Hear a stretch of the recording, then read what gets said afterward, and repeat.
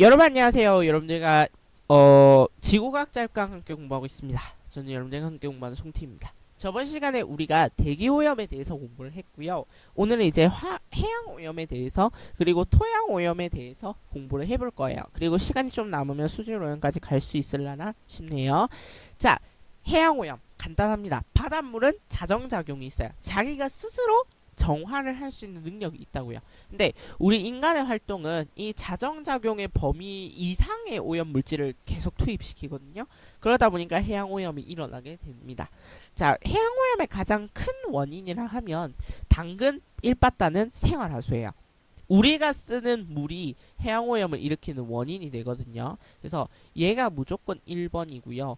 그 다음에 2번은 농축산 폐수예요. 그러니까 농업을 해서 생성이 됐거나 아니면 우리가 소를 키워서 돼지를 키워서 뭔가 폐수가 생겼어요.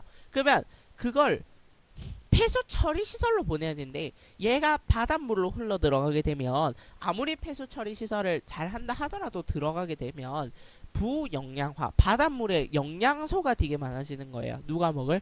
플랑크톤이 먹을. 그러니까 녹조가 되고요. 그 녹조가 나중에 적조가 되는 과정까지 보게 될 거예요. 어쨌든 부영양화와 적조를 일으키게 돼요. 그 다음에 산업 폐수도 있고요. 그 다음에 유기독성 물질이라고 해서 뭐 DDT, 다이옥신 요까지는 알 필요 없습니다. 유기독성 물질들이나 기름 유출이나 폐기물 쓰레기, 방사성 물질, 그 다음에 미세 플라스틱. 여러분들 지금 책에는 없는데요. 요게 지금 가장 문제가 되고 있어요. 미세 플라스틱이요. 여러분들 스크럽이나 폼 이런 거 여학생들이라면 물론 남학생들도 많이 쓰실 거예요. 근데 요 스크럽이나 폼 안에는 이제 스티로폼 알갱이 같은 게 들어 있거든요. 그게 여러분들 스크럽이라고 하면 문지르다잖아요. 피부를 긁고 가는 거예요. 근데 이 미세 플라스틱이 들어가게 되면요. 진짜 답이 없어요. 얘는 걸을 수 있는 방법이 없답니다. 알겠죠? 진짜 걸을 수 있는 방법이 없대요. 그래서 지금 미세 플라스틱이 되게 문제가 많이 되고 있는데 자, 여러분들 눈에 보이지 않습니다. 그 말은 여러분들 정수장에서도 걸을 수 없는 물질이에요. 그렇기 때문에 여러분들이 먹는 물에 미세 플라스틱이 들어가도 알아낼 수 있는 방법은 없습니다. 성분 분석 밖에는. 알겠죠? 그만큼 위험한 물질이고요. 그 다음에 얘들아 플라스틱 아일랜드라고 들어보신 적 있습니까? 그 쓰레기를 싣고 어떤 배가 가게 되는데 이게 매립지가 부족해서요. 근데 쓰레기를 처리해 달라고 돈을 대줘도 아무리 그래도 절대 다른 나라에서는 쓰레기를 받지 않죠. 그러니까 그 배가 나중에 어떻게 돌아오게 되는데요. 일단 쓰레기가 없는 상태로 돌아요. 어떻게 돌아오게 된 거냐면 태평양에 그 쓰레기를 다 버리고 온 거죠. 그래서 얘들아 나중에 어떤 뭐 항해상가 가서 보니까 어떤 플라스틱으로 거대한 소용돌이가 하나 생겼더라는 거예요. 그걸 우리가 이제 이름을 플라스틱으로 만들어진 섬이라 해서 플라스틱 아일랜드라고 하거든요. 그래서 이 플라스틱 아일랜드를 치우는 작업을 지금도 물론 하고 있습니다만 요게 답이 없죠. 그냥 거르는 수밖에요. 그러니까 우리가 쓰레기를 처리하지 못한다고 해서 이제 막 바다에 버리면 이런 일이 생긴다는 거죠. 됐나요? 그 다음에 토양오염이요. 자, 토양오염은 대기오염이나 해양오염보다 더 위험할 수도 있는 게요. 눈에 안 보여요. 눈에 안 보이는 오염이에요. 얘는. 그런데 이 토양오염이 엄청난 위험을 끼쳐요. 그래서 문제가 되는데 그러면 왜 오염이 되냐면 생활 폐기물 그 다음에 산업 폐기물 화학물질 산성비 황사 이런 것 때문에 토양이 오염되는데요. 근데 얘들아 이 토양도 바다랑 마찬가지로요. 바다도 자정 능력이 있다 그랬잖아요. 토양도 자정 능력이 있어요. 자기가 원래 분해할 수 있는 능력이 있어요. 근데 이런 것들은 토양이 자정 능력을 넘어서는 것들이죠. 그런 것들이 이제 막 오면 이제 토양이 막 오염이 되기 시작하는 거죠. 그러니까 대표적인 사건이 하나 있는데요. 이 사건 하나만 소개할게요. 러브 커넬 사건이라고 하거든요. 러브 커넬 사건.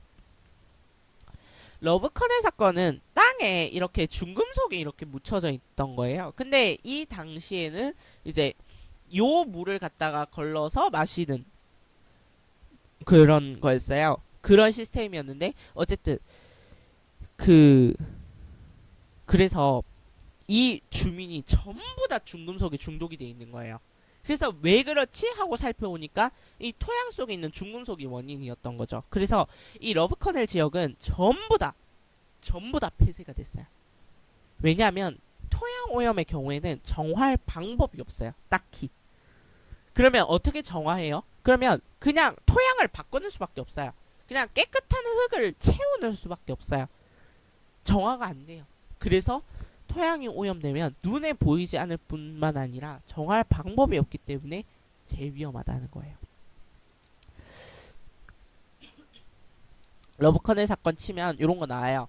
사슴 죽어있죠. 그 다음에 사슴 맞는지 모르겠어요. 그 다음에 이 러브커넬 지역은 전부 다 이제 펜스로 다 쳐져 있습니다.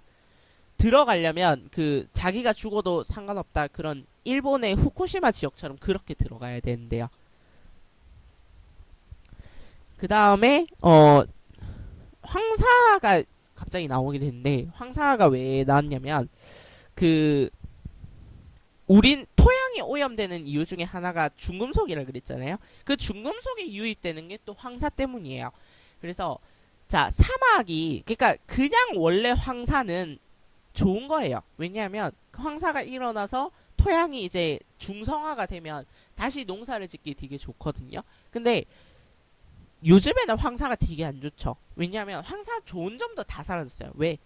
중국에서 공장에 중금속이 생기면 그런 아이들을 전부 다 사막에다 버렸는데 그 사막이 우리나라에 오는 거죠. 그 사막의 모래가 중금속이 같이 있는 채로 편서풍을 타고 그러기 때문에 이런 토양 오염들이 일어나는 원인 중에 하나이기도 합니다. 알겠죠? 네. 우리나라를 이만큼 들어오는 것보다 더 심한 게 뭐겠어요? 공장이에요, 공장. 공장과 인간들이 토양에다가 이상한 걸 자꾸 버리니까 토양 오염이 되는 거죠. 됐나요?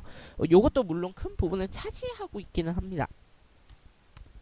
그 다음에 이제 수질 오염인데 오늘 수질 오염의 지표까지밖에 못하겠네요.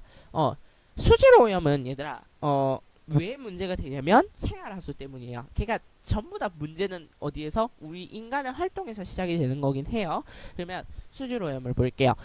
우리가 수질이 오염됐다라고 하는 걸 알 수 있는 지표가 두 가지가 있어요. 그 두 개를 알아두셔야 됩니다.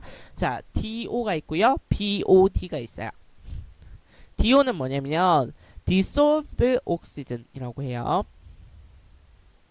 dissolved oxygen. 자, 산소가 dissolve 하면 무언가를 풀어넣다는 뜻이거든요. 물속에 산소가 얼마나 있느냐를 나타내는 거예요. 그래서 얘 이름이 뭐가 됐어요? 용존산소가 된 거죠.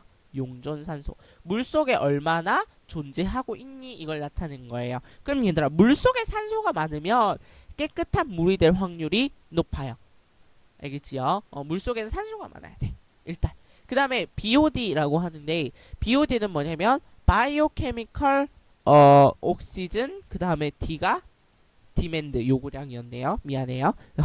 까먹었었어.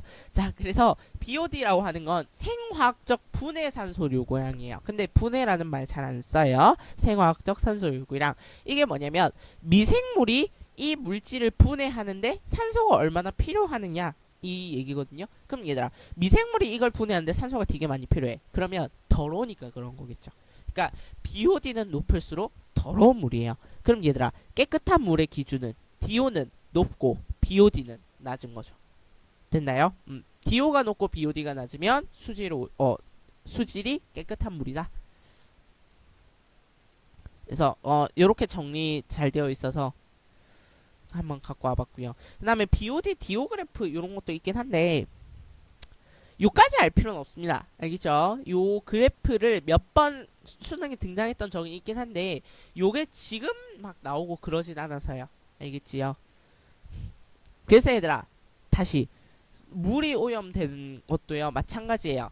물도 자정 능력이 있어요. 자기가 스스로 이제 깨끗하게 만들 수 있는 능력이 있는데 생활하수라든가 이런 것들이 이제 자정 능력을 넘어서서 투입이 되기 때문에 수질 오염이 되는 거고요.